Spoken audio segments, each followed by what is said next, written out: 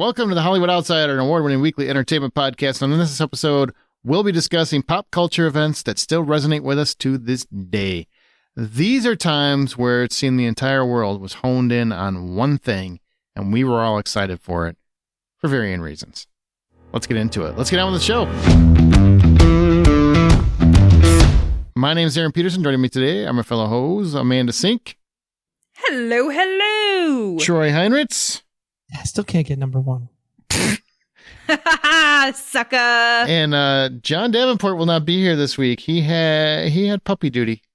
He had some puppies. He's on puppy duty. Like puppies. Jury duty, but puppies. Yep. And Troy, you were technically later than me. So that was what we said. Whoever comes on last gets talked about last. Yeah. It's all good. See? Don't worry, it'll be me the next episode. Just remember, the last shall be first. Oh my God! You know we're pretty close to the Meg too.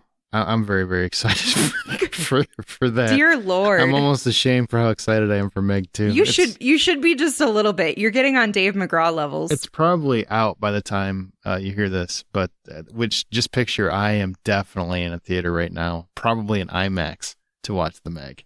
Please wear a shark costume. Sure. Why wouldn't I? Why wouldn't I wear a shark costume? Why wouldn't I look like a total imbecile? It'd be so funny. I'll wear some shark jammies, right, with footies. Please do it. Please do it. I would actually buy you a shark costume if you would wear it to the movie theater. That's just not going to happen. Well, last week we went pretty long on the whole Barbie incident, and this week the whole episode is devoted to one topic, basically spawned from the idea of Barbenheimer or Barbieheimer or whatever the hell it was. But Barbenheimer. There you go, that one. The idea of, hey, everybody is excited about the same thing at the same time, which just doesn't happen very often, but it's a cool moment in time when it does. And that's what we wanted to talk about. Just have a whole episode on it. It'll probably be a shorter episode. Suck it up. I don't know what to tell you. There's not much I can do about that because this is the topic we're talking about. That's it. This is actually a gift to you to not have to listen to the three of us for longer than just this. It really topic. is. We're really trying to hone it in. We're going to make each episode about 6 minutes long by the end of the year. That's the plan. And that's after editing. Pre-editing, it's still going to be 3 hours of recording time. Don't worry. It's just going to be Aaron chopping out segments of Troy and I until it's just Aaron and John talking. Yep. And that's how the episode gets to 6 minutes. Yep. I wish John would have stuck around and been able to do it. He was actually here for the episode, and then his dogs just wouldn't stop. And apparently, you're supposed to treat them with respect or something. So yes, love them and protect them. I just open the door and say, "I hope you come back." Jesus, is that cool? I don't know. Yeah, it's not nice. It's not warm. Sorry. But if you want to find out more about the Hollywood Outsider and some reviews and whatnot, go to thehollywoodoutsider.com. That's thehollywoodoutsider.com. And you can always support the show on Patreon at patreon.com/thehollywoodoutsider. That's patreon.com/thehollywoodoutsider. I want to give a shout out to our new patron, Laura Tucker.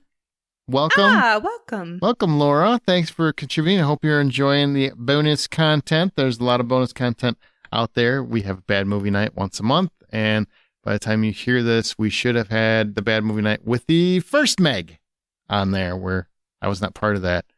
I can't wait to listen to it. Boom, there you go. Let's get to our topic. You guys ready for this? I'm as ready as I'm going to get. All right.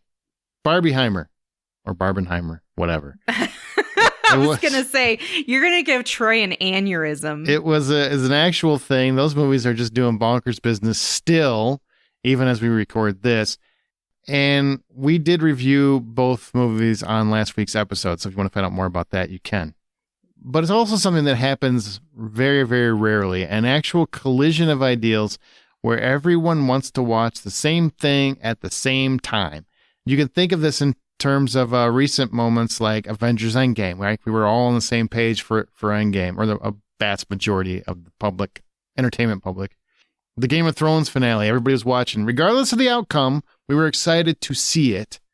And this means it's not just an event for you or your friends, but the entire world seems to be in on it too. Like you just run into people on the street, or you go to the office, or you're at the gas station, or whatever, and people are talking about the same thing. It's wild when it happens, and it doesn't happen very often.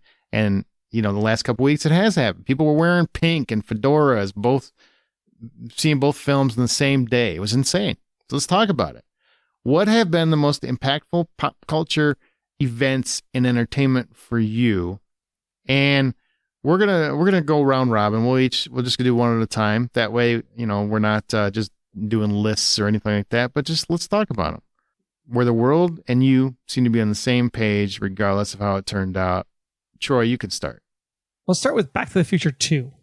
Because we all watched Back to the Future 1, and then we were like, at the end of the movie, it's like, to be continued. And then there was nothing about it. Zero. Zilch.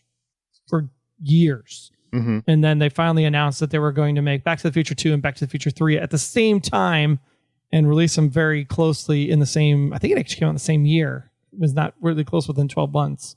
And I just remembered the Back to the Future 2, like getting tickets and getting seats. It was like, I think the 5th attempt before my family actually got tickets to see it, because everybody wanted to see Back to the Future 2. Yeah, everybody wanted to see it. It was huge. Huge. And the only one, see, this is the downside with that memory, is because I have it tainted in my head because I did not like the second one at all. Yeah, because the movie ended up stinking. Yeah, and that tainted it for me, because I remember being stoked for it as a kid, and just, I couldn't wait to see it. And you knew 6 months later you were getting another one, and you're like, oh man, they're going to have like this. We had one for several years, and now we're getting two, and like within a year span, this is going to be awesome. And it was not at all. But you're right. When the second one came out, everybody was stoked for that second one. Oh, it's too bad that it just didn't deliver. You guys are funny. You're funny. Thank you. You're welcome. What do you got, Amanda? Give us a pulp. We're gonna go round robin, so Okay. You go. I'm gonna give you the easy one first. Okay. All right, easy one. Let's go. Easy one. Harry Potter finale. Oh. Now, did that one deliver in your eyes? I think it delivered in my eyes for sure. So tell us about that experience. Come on. Yeah, I had still been working at the movie theater when that one came out, I believe. I'm pretty sure anyway. So I remember working like midnight shows for Harry Potter, and I didn't get to experience the midnight experience for Harry Potter, but I saw all the fandom that came with it. And I loved the movies, and I got excited to do my part of the job, which was making the announcements before all of them. And I think I've told the story of me like zipping between, all 12 different midnight showings that were happening 1 minute consecutively after another.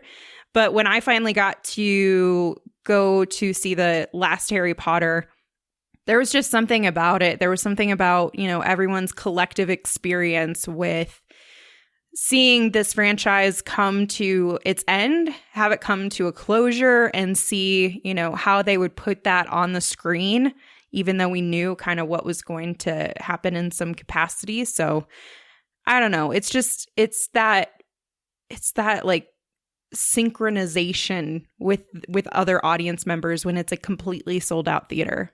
Like those are the experiences that I really, really love going to the movies for. And people, I mean, that's an amazing experience just in the whole scope of everything, right? You got 8 movies, same cast.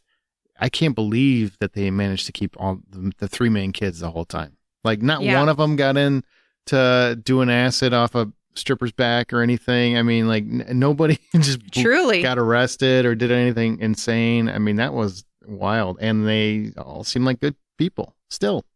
And for me, I got to grow up with those characters on the screen. So it was really cool to like basically see people that were my age doing really cool things that I could never dream of, because they don't exist and they're not real. Spoiler alert. But that was also another cool part of the experience was there was an entire generation of people who grew up with those 3 characters, with Ron, Harry, and Hermione, and those actors. And so you kind of, you kind of build like a collective experience with them. Troy, did you care about Harry Potter? I mean, I cared about Harry Potter, and I was very disappointed in the finale because I felt like they didn't need to split the last 2 movies into 2 movies. Could have been I can see that. Trimmed down. Same thing happened with Hunger Games. Get it tattooed on your forehead. That's your motto, your life motto. This could have been 20 minutes shorter. No, At the end of every meeting, I guarantee you, Troy's like, this meeting could have been 20 minutes shorter. Could have been an email. Totally. That's you. No, there's some extended things in the penultimate, and then there's just some drag out parts in the finale that you could have just really tight 2.5 hour movie would have been great. It's not my favorite one of the franchise, but I think that's when we talk about the experience of the entertainment event rather than just the film itself, like it is a phenomenon. The other one I'm gonna mention in conjunction with Harry Potter. It's not one I got excited about. Well, you're ruining the whole idea of Rowan Robin. I know. They better be connected here. But I have to at least mention this because the other massive franchise that occurred while I was working at the movie theater was Twilight. And you had grandmothers, and I'm not joking about this, grandmothers who are in retirement, who are coming in crop tops that say Team Jacob or Team Edward. I specifically remember these two grandmothers who are wearing these outfits. You can't see it, but Troy just fanned himself because he's getting hot. That's what the grandmothers were doing. They were like, read man. Some more vampire werewolf. Wave that Social Security check on my face. Do it. Rub that Bengay on my back, baby. Yeah. Oh, Jacob, you're going to be the Batman someday. But it was kind of like the equivalent, I don't know, of like, I guess Barbie for right now. The most recent example I could provide you with would be Barbie, where you have just swarms of women flocking in to go see a movie. And they're going with their best friends and, their group of girls, and they're dressing up, and they're just really bought into the consumerism side of this fandom for these franchises. And I think that, I don't know, I just still think it's really cool, regardless of if you align with the movie and you think it's great or not. I thought it was a cool experience, and I didn't even like Twilight. Right? Yeah. I remember going to see the last one, and it was... People were really, really stoked, and I didn't care one way or the other, but I missed I think several of the movies, and I still enjoyed the last one. I didn't know what was going on. I still this isn't bad. That was probably one of the times where you went to get a popcorn refill and you bump into someone and you just start talking for 30 minutes. Yeah, and then you come back and your wife was like, "Where were you?" And you were like, "I ran into Jason from down the street." Kinda. Yeah. Kinda. And you know what? Speaking of pop culture events like Barbenheimer, and because we love movie theaters more than anyone, I want to talk to you real quick. Because are you heading to the movies? You can reserve your seat before the show on Fandango. So you can find times, you can read reviews, you can buy tickets to your favorite theater fast and easy on the Fandango app, or you can go to fandango.com. You can see what's playing near you, watch the trailers, grab your seat. All that's left is choosing butter or no butter when you buy popcorn. As if that's a tough decision. Every movie, every feeling, every time. That's Fandango. Your one-stop shop before showtime. You can buy your movie ticket now on the Fandango app or at fandango.com. And we want to help you get to the theater. That's how much we want to support the movie theater using fandango.com. We're giving away 5 digital codes of up to $15 off movie tickets via Fandango. $15 off movie tickets if you use fandango.com. We're giving away 5 of those. Isn't that awesome? That's awesome. So if you want to enter, if you want a chance to win one of 5 digital codes, all you have to do is send an email to contests@thehollywoodoutsiders.com. That's contests@thehollywoodoutsiders.com with the subject line Fandango with your name and your favorite all-time movie theater experience. And then we'll enter you in a drawing to win, which winners will be notified by email. Got it? All right, everybody, let's get on with the rest of the show. Well, mine, I'm going to connect. It's actually the same property, but 2 different spans of time. The first would be 1989 when the original Batman came out. And Amanda, you probably weren't even born when that happened. I was not. But what happened was there were... You happened because of that movie. Yeah, your parents were doing it right after Batman. A couple years later, they were doing a rewatch and they were like, man. Vicky Vale. Michael Keaton is my favorite. It's not like Jacob, though. No. I would much rather them have done it to Jurassic Park, but I came out that year, so. That's okay. That's wild. That's weird. Anyway, so. Both me and Jurassic Park came out in 1993. 89, Batman. we really hadn't seen comic book movies succeed since Superman 2, really, because the other Superman movies. So we had this new vision, Tim Burton, who was really hot at the time. We had a weird choice for Bruce Wayne and Michael Keaton, but people were still stoked because you had Prince doing the soundtrack. You had a very gothic feel and vibe. And there were people, and you can't picture this anymore, but there were people lined around the mall. Yeah, it was a mall. It was definitely malls across America where movie theaters were located. And they were lined all the way through the mall. You would actually see the line going all the way through an entire mall. You remember this, Troy? Like this period of time? It was wild. Same with Return of the Jedi. Same kind of experience. And everybody wanted to see these movies. And it was just, we were in awe. I mean, it happened with Return of the Jedi too, but this Batman is specifically what I'm talking about. And it was just wild to see that character come back to life and see him on the big screen. I'd never really seen him. We'd only seen the jokey, ridiculous version of the TV iteration. And here we go. We got Tim Burton. He brought him to life, made Batman real and interesting. And then many, many years later, we had The Dark Knight, where people were on the same page again. People were stoked. People were excited. We had midnight shows. This is before The Dark Knight Rises ruined midnight shows. The Dark Knight had so many people just ecstatic. Everybody was into Heath Ledger. Everybody was talking about The Dark Knight. It was literally a perfect movie. Never happens with that kind of hype. And here we were. So Batman has resonated with me twice when the world was all on the same page. And it's been wild. That's a great one. The Dark Knight has held up so significantly it's well. It's a perfect that even, movie. I argue it's perfect.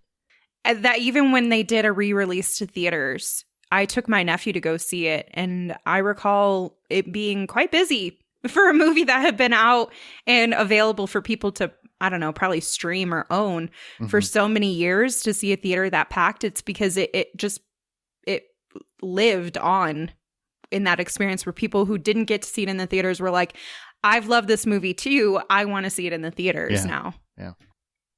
I mean, along the same lines, I think you have to talk about what it was like to do all three Lord of the Rings films. You're going into this 3-hour magnum opus at 12 o'clock at night, not getting home till 3:30 in the morning and still trying to go to work by 6 a.m.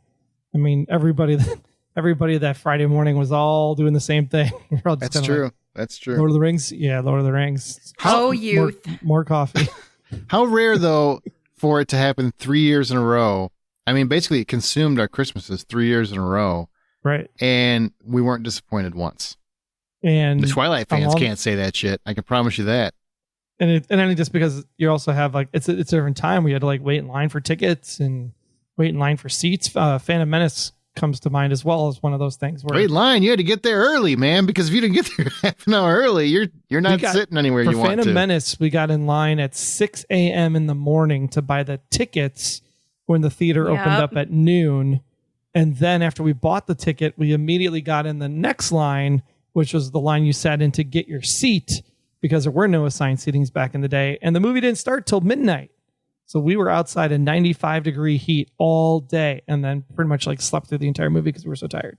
What I think is amazing about Phantom Menace is I think the first time people saw it, they loved it. Based on the reaction stuff, I don't think people disliked that movie the first time they saw it. Yeah. It's like the rewatch when the hype, kind of like Force Awakens, I think has the same effect, right? Like the hype dies down a little bit. You start to come back, calm down your senses, and you're like, what just happened? What the fuck was Jar Jar? Exan? What was that? You agree or no? You don't feel that way? Yeah, I think there were parts of Phantom Menace where you were kind of like, pod race was definitely still too long, but at the same time, you're like, you were into it because you're like, I don't know what to expect. And then you get to the end with the cool, Darth Maul, Qui-Gon, Obi-Wan, dual lightsaber. When the dual lightsaber came on, the whole theater like cheered like it was Endgame, because it was like, oh my God, it's 2 lightsabers. Like people just lost their minds. It was just a time that existed in that place and moment of just hanging out with people in line, talking to people in line, making good friends. You got to talk about it the next day with those people because you made good friends and exchanged numbers. I mean, you don't have that kind of a fandom experience unless you're waiting in line at Comic-Con for something that got canceled. It's true. Phantom Menace was wild. That was so exciting. People were pumped. People were, and it happened with Force Awakens again. I mean, people were. Yeah. It was very much a very similar feeling, and it just, unfortunately, Lucasfilm decided to make every Star Wars thing they could think of after that, and it kind of diluted all the excitement we had. Unfortunately, indeed. And really, just going back to your thoughts on the whole Lord of the Rings experience, I mean, it's insane how that happened that way. I mean, people were so excited for the first movie for sure, but I just never expected the reaction that we got, and that we were all on that same page each single year, like 3 years in a row. After the first one came out, and everybody was a little, God, I hope they get this right. I hope you recreate the books as we hoped. I hope you create Mordor and you really get us in the vibe, and Gandalf the Grey and Gandalf the White. Are they going to pay homage? Are they going to be honorable to it? And then we did it, and it was so good. People came back the next year, and then the next year, and to the point where by the time the third movie came, I'll Carry It For You, We Bow to No One, and all of the tears that came, they were earned. Everything was earned. It had nothing to do with the books. You never had to have read the books, and that's impressive as hell to me, because so many people went to the first one because they read the books and told their friends and got more people to go, and they just like fantasy stuff. And then by the third one, everybody is just on board because we all share this collective experience of loving these characters and their journey, right? Which could have been solved in 30 seconds with these eagles just dropping the frickin' thing off in the mountain. Awesome experience. Good, great pick. And it's amazing that it happened 3 years in a row. And I just totally stole all the talking points, but that's okay. All right, Amanda, go ahead. My next one I'm going to bring up is one that didn't have a collective experience when the movie first came out, but has had a major collective, like unanimous, I don't know, society is just like super aligned on loving this movie. And I don't have an exact date of when that occurred, but I can tell you it's within the last 10 years, which is long after the movie came out, and that's Mean Girls. It's to the point where everybody knows all the quotes. Everybody still makes comments about on Wednesdays where we wear pink, and I don't it just think that seems qualifies. like, why? Because it's not what we're talking about. It's not like a lasting impact, because there's a lot of different movies that would impact. I'm saying at one moment in time, everybody was on the same page.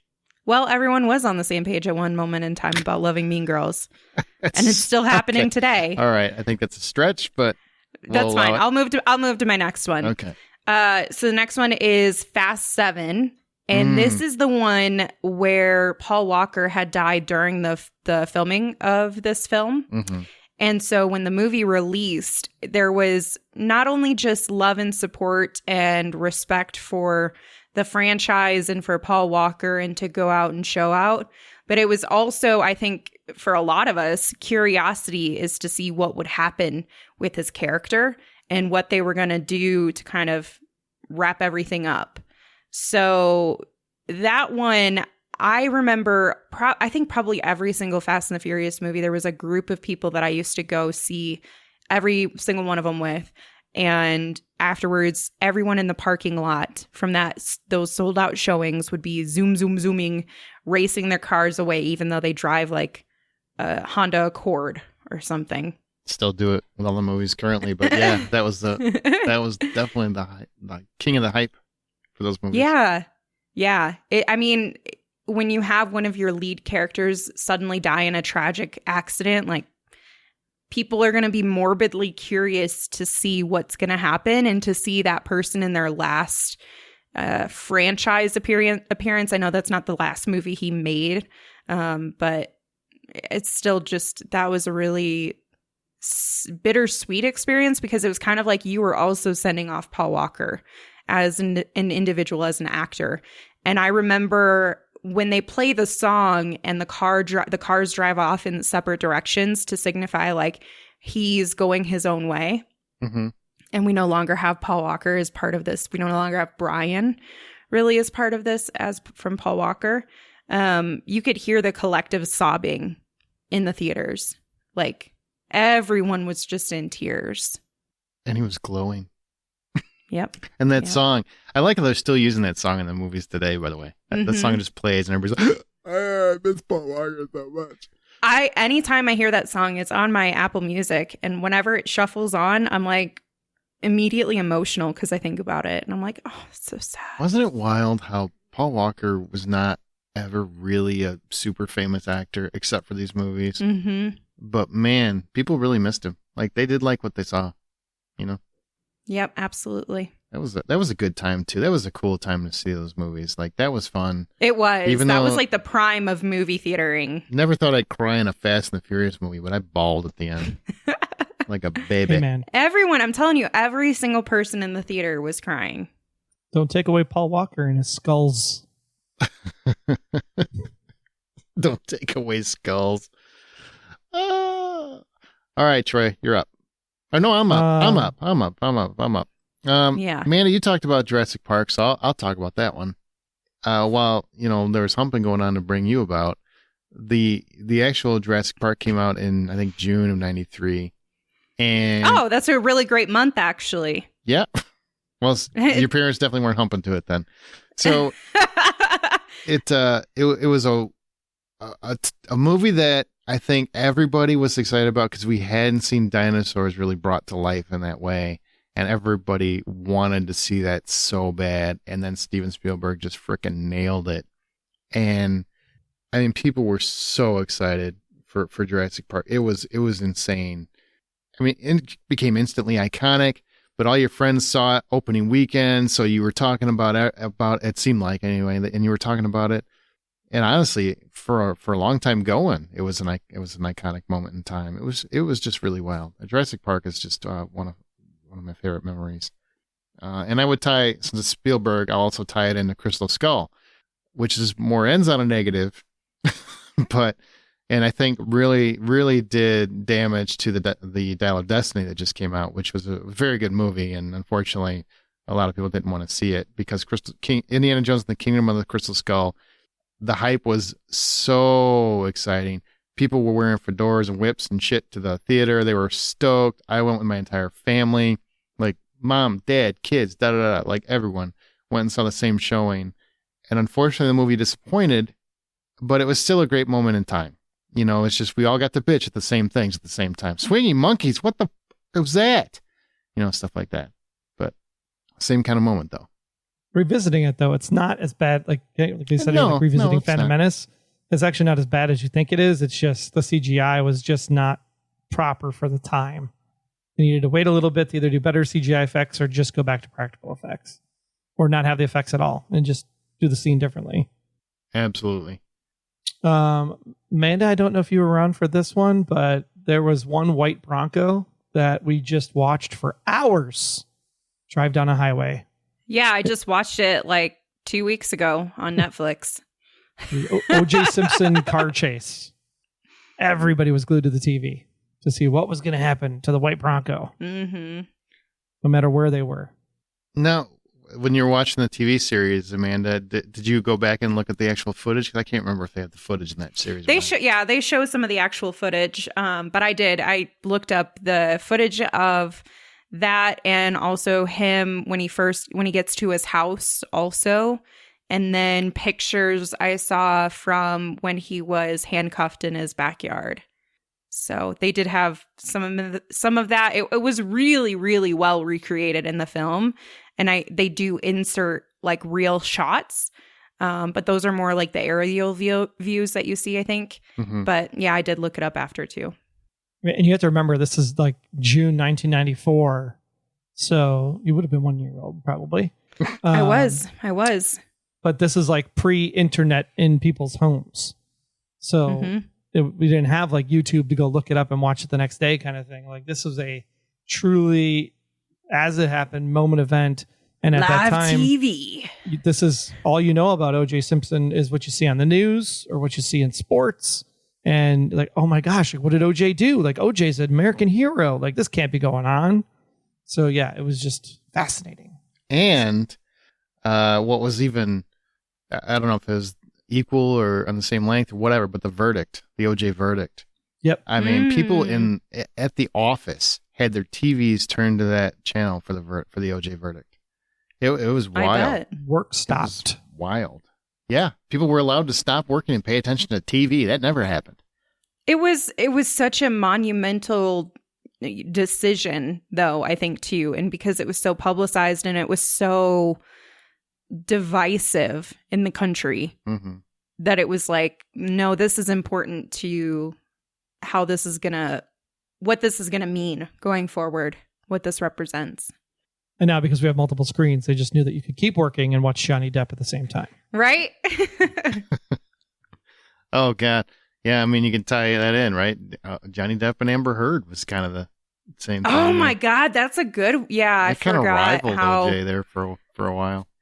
That was insane. The memes are so great. Oh, God bless social media. I can't believe they made a meme. They made a meme for everything. Right. Everything. Amanda, you're up. What do you got? My next one is related to Netflix's big launches. And I know that this is, it's not going to be like a midnight showing where everybody's there together, but House of Cards and then Orange is the New Black really is Netflix's assertion of dominance. And I feel like that's such an important moment in our entertainment history to look back on and reflect at people truly binging TV in this new format for the first time for real. And you think about how well that those shows did when they launched and what it did for Netflix. Like that literally changed the entertainment industry. It changed the TV industry. Mm-hmm. It was the beginning of the demise of cable TV, like such an important, I mean, even if everyone was just glued to like this new TV show that was out and everyone was all excited, which they were, when you think about the impact that moment also had, it's insane. I think Lilyhammer was great. Lilyhammer doesn't give enough love. I remember Lilyhammer. What's funny is I think they started streaming like in 2007 or something like that. They did like Watch Now, if I remember right. Mm-hmm. But that wasn't that long ago. 15 years, 16 years. Yeah. I mean, it hasn't been that long, and they have completely it's kind of like when we got DVDs versus videotape, right? I mean, it completely revamped and like crushed Blockbuster, crushed a major corporation. 2013. February 2013. Well, they started doing it in like sooner than that, like 2007 or something like that, because they had like a streaming service. Oh, the Netflix service itself. Yeah, the service House of Cards itself was 2013. Yeah. And they built up to it, but they launched originally in like 2007 or 8 or I think it was 2007, something like that. And so they haven't been around that long. It's pretty well when you really think about it.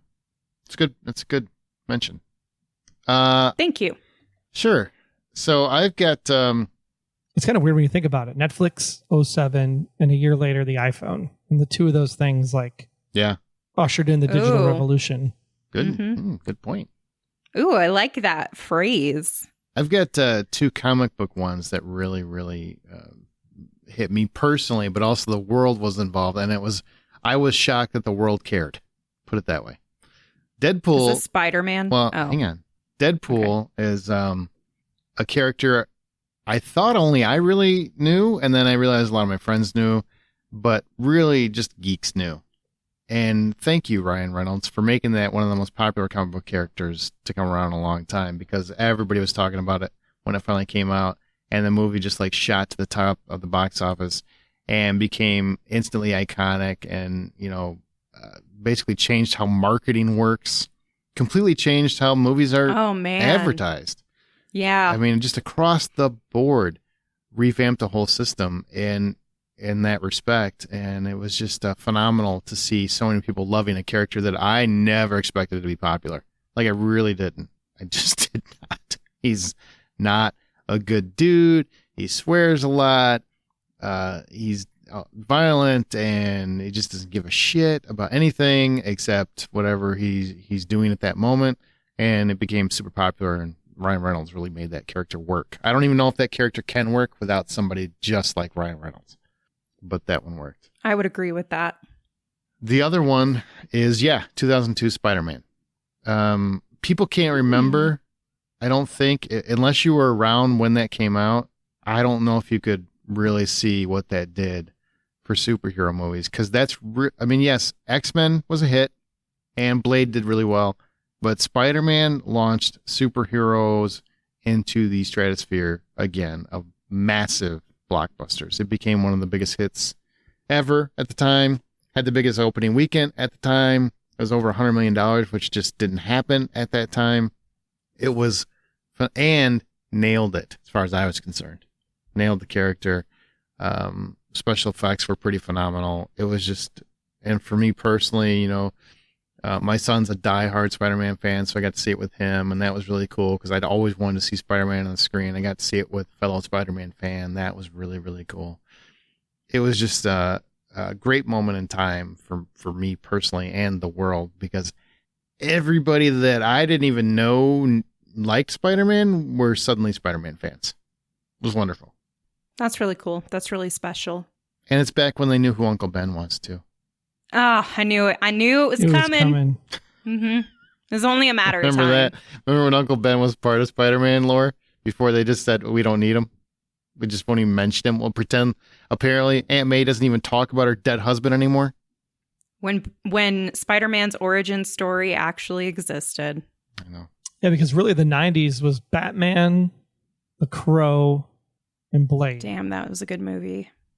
That was like the entire history of the 90s for superhero movies. For comic book fans. Yeah, for big ones. Yeah. For big I mean, names, there's a few more in there, but they were more like graphic novels that right. were adapted and stuff. Yeah, Spider-Man really... I mean, X-Men did pretty well, but Spider-Man was huge. Absolutely huge. Troy, back to you. You got anything else before we wrap up here? I mean, the Cheers finale, MASH finale. Those finales are huge, yeah. Yeah. And there wasn't really, I think, anything that was equivalent to that. Maybe the Fresh Prince finale or the Cosby finale. But Lost, I think, was probably the next big one after those monumental. Well, the Friends finale. Yeah. That one was in the middle. Man, there's a lot of big ones.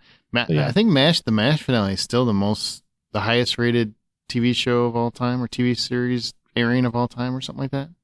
As far as like number of viewers watched? Yeah, I'm pretty sure it's still number one. I did not do the math to look that up, but I could find out and report back in the group. Yeah, all of those, like, it's just when you get a fandom that just generates around a thing.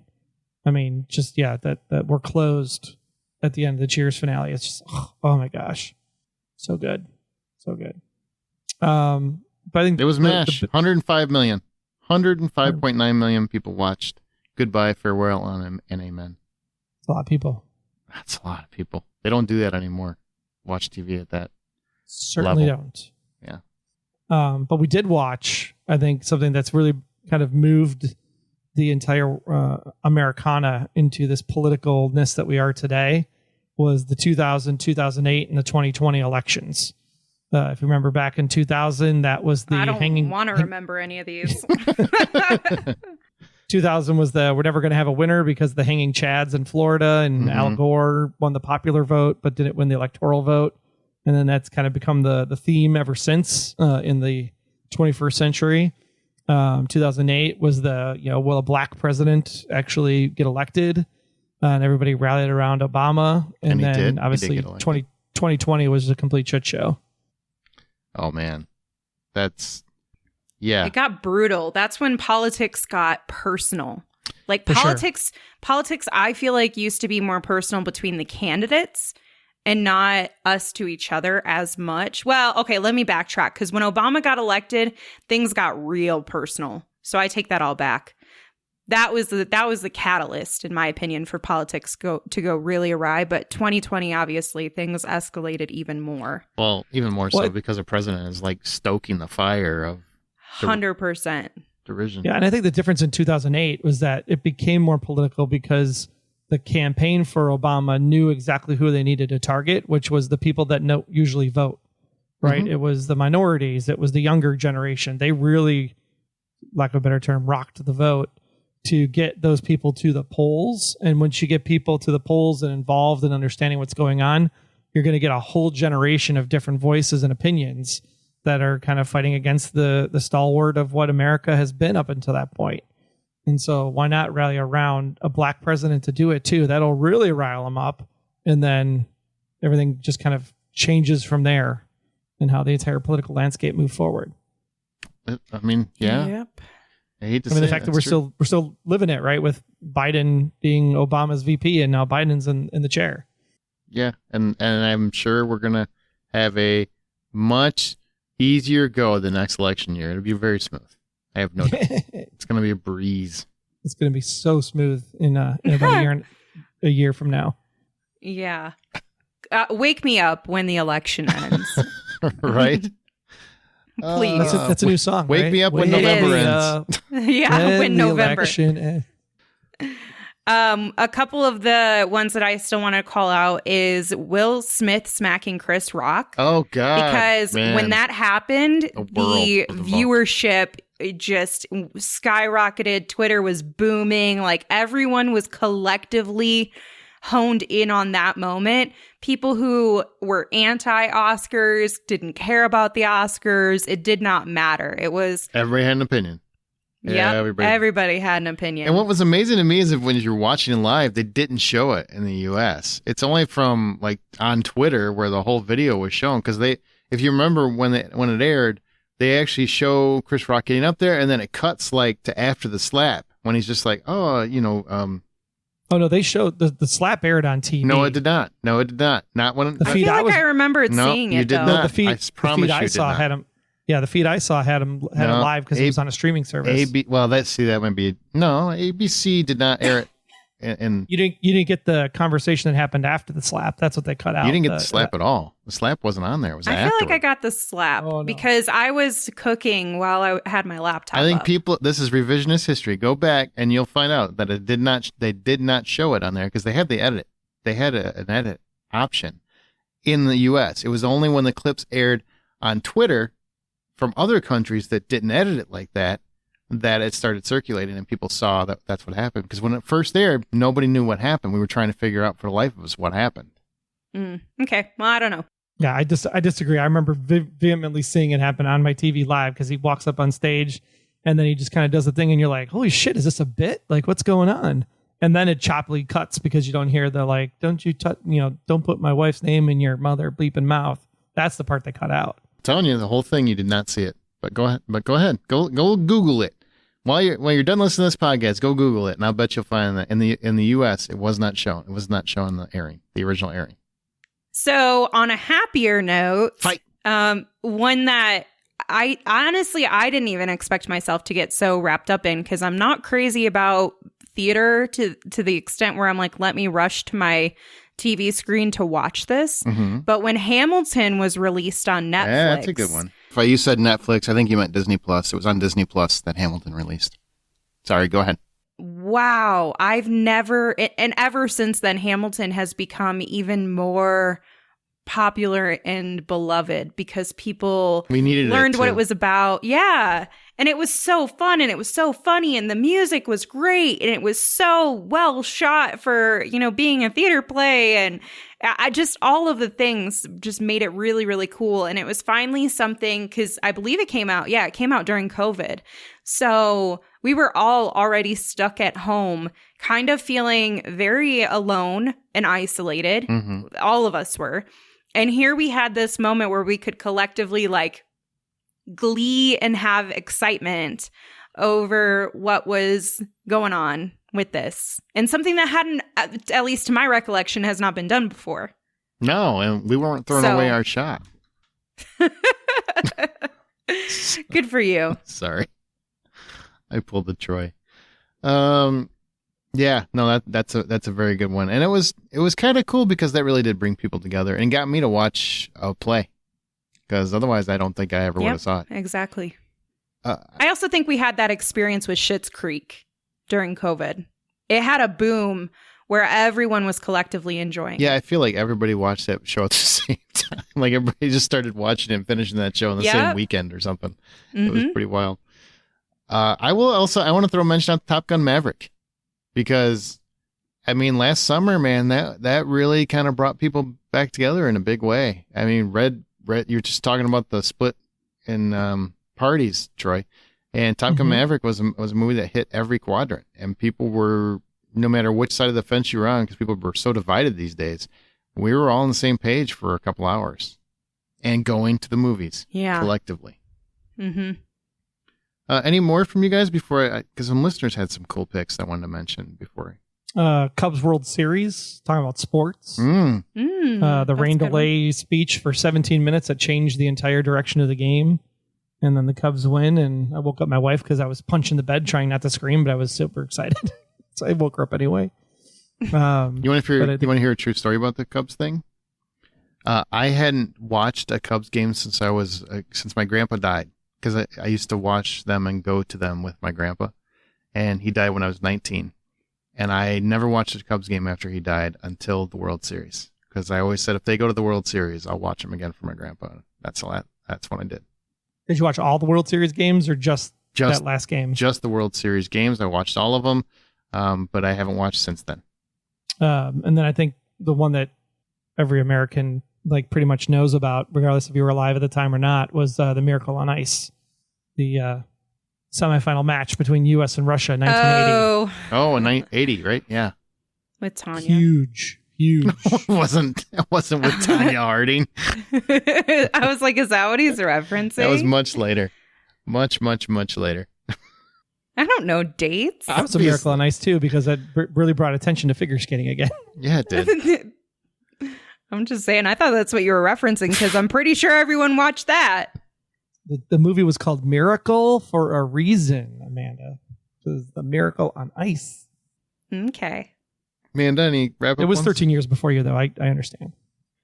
Everything was before me. No, that's all I had. I'm sure there's plenty of other ones. Oh, there's some cool ones. There's some that I'm like, I don't know if they would qualify. Like the series finale of Buffy, I felt like the world was with me in watching it. That's more of a you thing. See, that's the smaller. I know. It was pretty big. It wasn't like it was Lost big, but it was big. Was the whole world really connected? I don't know if it was that deep. And the other one that came up, and this could have been because I was so ingrained in that community, that world, was when Veronica Mars came back to Hulu. I started seeing people who would never even watch Veronica Mars started getting into the show and watching it because of that revival. And that was a really cool personal experience for me. Yeah, that's a smaller scale for sure. Yeah. But is, a big fandom that brought something back both for the movie and for the revival, but not the same type of thing as like the Friends finale. Yeah, for sure. Definitely not that. It's hard to compete with that or Seinfeld, honestly. Yeah. I mean, Seinfeld and Lost are very similar in that we watched by millions. People were super excited for it, and it is so divisive even to this day. Like, you either loved it or hated it. Same with Lost. You either loved it or hated it. Same, yeah, it was the same premise. You had to know what show you were watching to appreciate it or not appreciate it. Again, I'm not. I just can't with you. For both, Seinfeld and that one. I would say the Stranger Things phenomenon and the Squid Game phenomenon. Both, again, Netflix juggernauts. Those are good. Yeah. And Squid Game came out of nowhere. But Stranger Things, I mean, just look what it did. Even in season 4, it created a song that everybody swears that they knew by heart. I've never heard before, but suddenly everybody's telling me that they're a huge fan of this singer. And that song just overwhelmed the world. Which was insane. Not popular when it came out originally. No, I never even heard that song before. I was alive in the 80s and I listened to music. I never heard that song before. Never. Yeah, there were people that there were circles that really appreciated Kate Bush, I think, depending on what type of music you liked. But Kate Bush was never super popular. No, edgy, right? Yeah, it was like imagine 10 years from now we get another moment like this and it's a Tori Amos song. Oh, God. That's about the equivalent of what it would be. Treat me better, please. And I have to give fair credence to, Troy's alluded to many, many times, the Lost finale. I will say, I think everybody was on the same page when that came out, and we're excited about it. We're stoked for it. I remember we had a whole big event. It wasn't as big as the Game of Thrones finale or anything like that, but hung out with friends to watch the Lost finale, and I just remember collectively going outside with Scott Clark, former host of the Hollywood Outsider, and just raging about certain aspects of the show. And we're not going to get into that. I'm just saying it was pretty phenomenal that we were on the same page in many respects to how the finale played out. But that was a water cooler show. You talked about the water cooler earlier. That was a water cooler show where every person that was involved in entertainment in some way seemed to have watched that finale. So it was a really, really cool experience to have collectively with the world at that time, regardless of how you felt it ended, you know. Some listener comments. Jason West, he said, you know, the last time the entire family saw a movie that they waited years for and it did not disappoint was Godzilla versus Kong. And that was that's interesting. The theaters and Max experience, right? Where they were simultaneously airing them both. So people could see it at home or watch it in the theaters at the same time. So that's cool. Jennifer Miller, Jaws created the summer blockbuster. Absolutely, it did. The original Star Wars trilogy years. There was no fandom divide then. And the Harry Potter craze, which Amanda already talked about. Nate Bruce, Game of Thrones, the finale, Oberyn versus the Mountain, wow, etc. We didn't even talk about Game of Thrones. That felt like it had several of them. I was going to say, there's so many moments. How do you choose? The wall attack. Oh, man. Winter, the battle at Winterfell. A long night. A long night, yep. Tell him it was me. Or Battle at the Bastards. Oh, tell her it was me. That's a good one. The opening of season 7 when Arya gets revenge. Dave McGraw's got a really interesting one. I love how audiences rallied to try and ensure the twist in The Sixth Sense stayed a secret for everyone. Agree. That's an interesting one for sure. And that's true. I mean, nowadays people will spoil the shit out of something 5 seconds after they saw it. Troy can't help himself. He basically will call me like, "Hey, guess what happened at the end of this movie?" But, news articles do it too. That's like, true. quote unquote, journalists are spoiling in their headlines. You'll never believe the character that died. Let me guess. The guy that's in the headline picture? Yeah. I wonder, gee, who could it be? Yeah. Let's see. Several of these we already talked about. So let's see what we got here. Who shot JR? Tammy Sparrow. Who shot JR? Remember that one, Troy? Big one. Yeah. Yep. That goes right along with The Simpsons and Who Shot Mr. Burns. Yeah. I think and that was clever because when Maggie's pointing to the compass and everybody's like, "Oh yeah, it's Waylon Smithers," because she pointed to the south and west, but it was actually Maggie Simpson. Or Burns was pointing, right? So Burns. But I think pointing. Who Shot JR was way more popular. Like, yeah, but it made it possible for Simpsons to do theirs, right? Because it was the same kind of throwback homage. And that's from Dallas, if you never watched the show. Yeah. Kathleen Donaldson. When I was a kid, we lined up around the block with hundreds of others to see The Exorcist at the local movie theater. That's true. That was a huge juggernaut at the time. Mm-hmm. Let's see. A couple more. Mark Andrew, the reveal of Batman versus Superman at Comic-Con.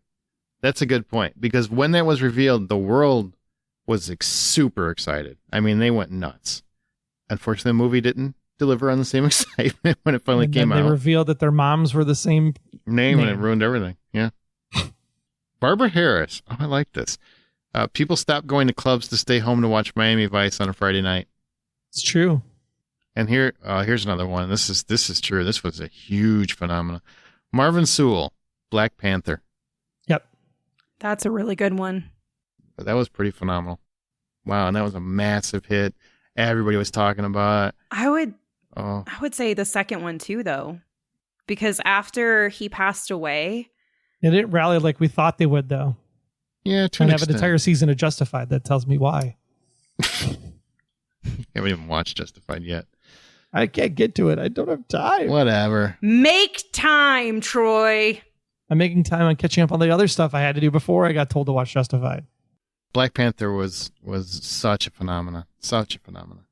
That's a lot of cultural events. Okay, so we're gonna wrap it up. I would say this one for Amanda, right? He's picking them for you. He's mansplaining your own favorite memories. I know. I love when Troy does this. I'm just kidding. Go ahead. This is like all of us, right? That is it? Have still survived with the show, but the Denny Duquette and the Elved Wire cut. I think. Oh, that was a huge moment. The what? In the early days of the Grey's Anatomy fandom. Oh, that was I have no idea what the hell you're talking about. Or even the finale. But I would say that there's so many other moments that were more wild. Like I would say that probably the biggest collective watch would have been after McDreamy died. I would say that would probably be one of them. Or Meredith's hand on the bomb in the chest. Yeah, there was a lot of really intense. Like everybody has to have their eyes on this moment. The shooting, the plane crash. Yeah, the plane crash for sure. And the finale of ER. That's a good one. Really? The finale of I mean, I didn't watch. I don't even know. It was on the air for for the longest time. I swore that they were trying to keep Grey's Anatomy on the air purposely to beat the longest running streak of ER, so they could be the longest running medical show on TV. I mean, it's possible. I guess, but I don't know many people that were. I don't remember. I don't know if that one would count. But okay, so finally, wrap it up. What is your most special memory of a major pop culture event such as these? Overall, like your favorite personal memory that we haven't already talked about. Other than diving into Veronica Mars, I would say one that resonated deeper with me that probably didn't resonate for the same reasons with other people, but it was still incredibly popular was the combination of WandaVision and Doctor Strange. It was Marvel properties, so people were really interested from that standpoint, and that's where the collective, rallying came from initially, and then there was a lot of really great reception to the show, which led to, some good positive momentum for the movie that came out after it. And for me, just seeing Scarlet Witch, finally get some of that solo FaceTime where she gets to be a focal point was really, really cool. And I mean, any time my favorite female characters get to be a badass in their way, and we get to watch it for an hour and a half plus, is always a win in my book. I mean, it was still number 3 for 2022. Doctor Strange and the Multiverse of Madness. Yeah, it was a huge movie. It's a juggernaut. Huge. Okay, Troy, favorite movie, favorite memory that we haven't already talked about. That we haven't already talked about? Mm-hmm. Oh, I don't know. I put all the ones down that I would be considered a favorite. Then clearly you didn't read the format and save one for the end. I'm just kidding. I was too busy pasting them all in. And, I can't think of a new one because I went and saw Back to the Future 2 with my grandparents. Like, they took us. That was pretty huge. All right. What about you, Aaron? Well, I did save them for last, and they're connected, which is why I have it as one memory. But Infinity War, Endgame. Infinity War, because I was stunned that they killed off half the characters I The love. cast. And everybody was on the same page. Like, we were all we were talking about it for, weeks after that. And then Endgame came out, and we were all on the same hype train. I mean, I don't, and I would actually put No Way Home. I would just wrap them all up there. Like, that kind of nostalgia, fan moment, fan service doesn't happen very often. When we were all just talking about the same thing, we were excited about the same things. Endgame was the best collective moment where all my friends were on the same page. No Way Home is my personal favorite moment, just because Spider-Man is a huge deal to me, and just having all three of them together like that, and having that whole last ending and all those emotional moments, and all that. Andrew Garfield had his character redeemed, and Tobey Maguire finally got to make his fourth Spider-Man, and Tom Holland finally seemed like like everything I loved was in one movie, and everybody loved that movie. So that's a good one. That's my personal favorite one. I should send you the rant that Carly had after Infinity War. My daughter, it's epic. What was it? After Infinity War, when they killed half the cast, like the rant that my daughter went on in the backseat of the car, I hit record on the phone for the voice recorder and just let her go. And it's epic. That's funny. They killed Spider-Man. How could they kill Spider-Man? How dare they? All right. She was on fire.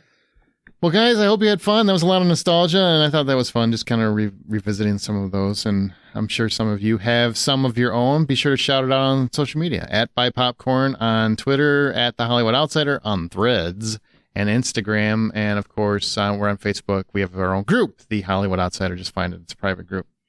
TheHollywoodOutsider.com is our website, and that's going to do it for this episode. So thank you guys for joining me. As always, John isn't here. We'll miss him. But Troy and Amanda, thank you for being here. Always. Good times. I thought you were going to say, as always, buy popcorn, and then you went to... I should have. John's not I don't know why I'm still talking. All right, remember the next time you head to a theater and have one of those moments, again, collectively, or sit comfortably on your couch and have them while you're streaming TV, buy popcorn.